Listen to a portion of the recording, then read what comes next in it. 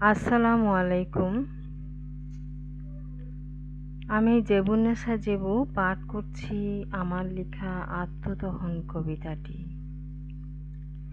মানুষ হবার অপরাধে দণ্ডিত প্রাণ, আছে দায় নিয়ম নীতির। সমাজ খ্যাতির অন্তরালে পিষ্ট, কর্তব্যের জাতাকলে অত্যাচারিত এক বিরতিহীন যুদ্ধের নাম জীবন। সুখ শান্তির সময় কই, অবলীলায় দিয়ে যাওয়া শ্রমে জনমদিন সংখ্যাবৃদ্ধির আত্মদহনে পুড়ে। অসুখে বিসুখে ভালোবাসাহীন অবজ্ঞা অবহেলায় কাটবে জীবনের শেষ সময়। সেও মূল্যায়ন পাবার অভ্যাসে বৃথা চেষ্টায় সংসার প্রহরী হয়ে বাঁচতে হবে অদম্য প্রত্যাশায়। বাড়ছে সংখ্যা আর জীবনের সংখ্যা। হঠাৎ চলে যেতে হবে সব কিছু ছেড়ে।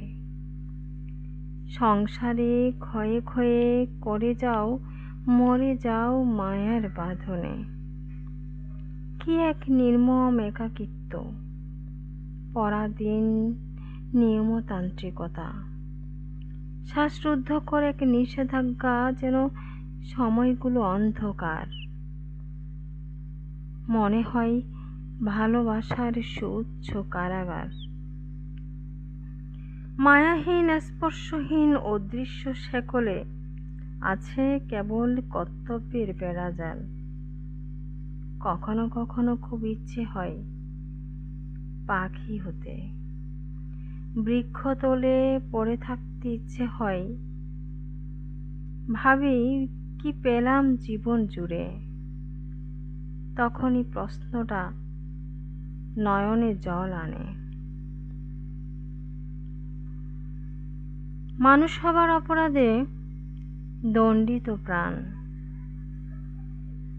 আছে দায় নিয়ম নীতির।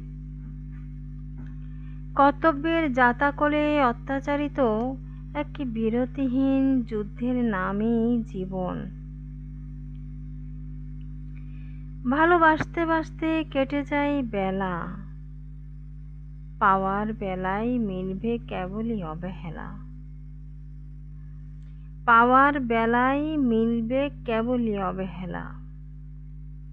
আসলে জীবন ঠিক বৃক্ষের মতো, ফল না দিলে বলবে কেটে ফেলো, ফল না দিলেই বলবে কেটে ফেলো।